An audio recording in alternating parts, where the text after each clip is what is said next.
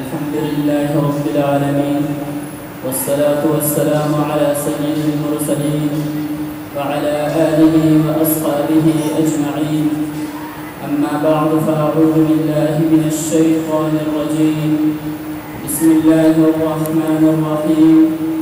قال الله تعالى: إنما يعمر مساجد الله من آمن بالله واليوم الآخر وأقام الصلاة وآتى الزكاة ولم يخش إلا الله فعسى أولئك أن يكونوا من المهتدين.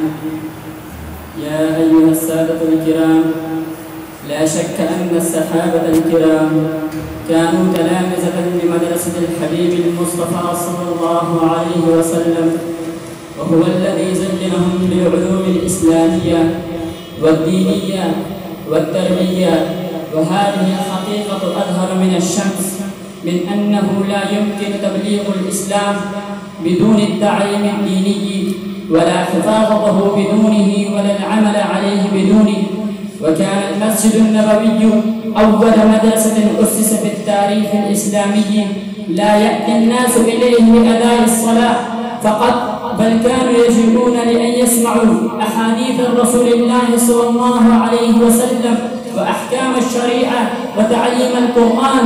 ولم يكن أستاذا إلا النبي صلى الله عليه وسلم وأصحابه الذين اكتسبوا نورا لهم يدرسون بأمر النبي صلى الله عليه وسلم.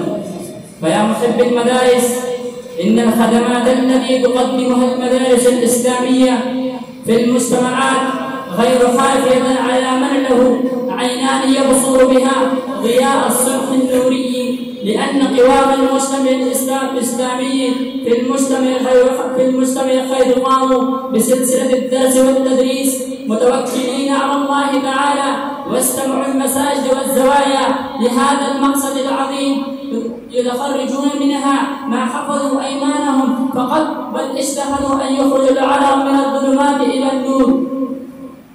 هذا المدارس دورا بارزا في المجتمعات.